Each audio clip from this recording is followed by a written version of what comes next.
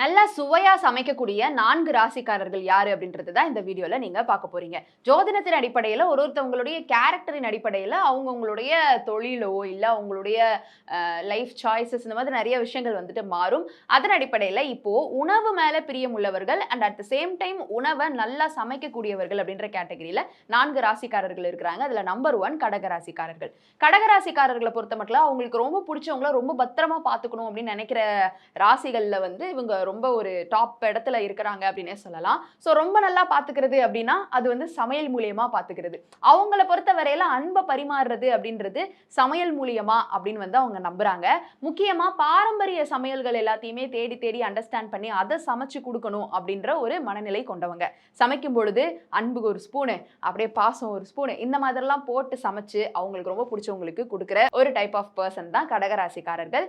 அதனால கடகராசிக்காரர்கள் நல்ல சமையல்காரர்களா இருப்பாங்க. அதாவது நல்ல சமைக்கக்கூடியவங்களா இருப்பாங்க.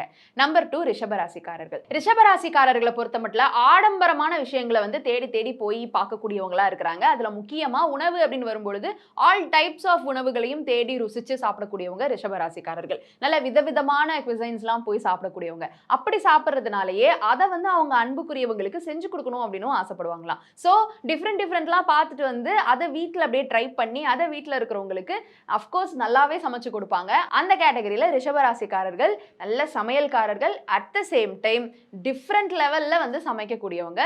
ஸோ சமையல் பிரியர்கள் அப்படின்னே சொல்லலாம். நம்பர் 3 சிம்ம ராசிக்காரர்கள் ரொம்ப படைப்பாற்றல் மிக்கவங்க. ஸோ அவங்களுடைய கிரியேட்டிவிட்டி லெவல் எல்லாத்தையுமே சமையல்லையும் போடக்கூடியவங்க. ஸோ எல்லா விஷயம் செய்யும் பொழுதும் கிரியேட்டிவாக செய்யக்கூடியவங்க, சமையல் செய்யும் பொழுதுமேவும் கிரியேட்டிவாக தான் செய்கிறாங்க. அப்படி சிம்மராசிக்காரர்கள் உணவு சமைத்து கொடுக்குறாங்க அப்படின்னா அதில் ஒரு யூனிக் டச் இருக்கும், அதில் ஒரு பக்கா கிரியேட்டிவிட்டி லெவல் இருக்கும். இதையும் அதையும் மிக்ஸ் பண்ணி புதுசாக ஒன்றை கண்டுபிடிச்சேன் அப்படின்னு உண்மையிலே நல்லா இருக்கும் அப்படின்ற கேட்டகரியில் சிம்மராசிக்காரர்கள் இருக்கிறாங்க. அடுத்து தனுஷ ராசிக்காரர்கள். தனுஷ ராசிக்காரர்கள் எப்பவுமே இந்த ஃப்ரீடமை வந்து விரும்பக்கூடியவங்க.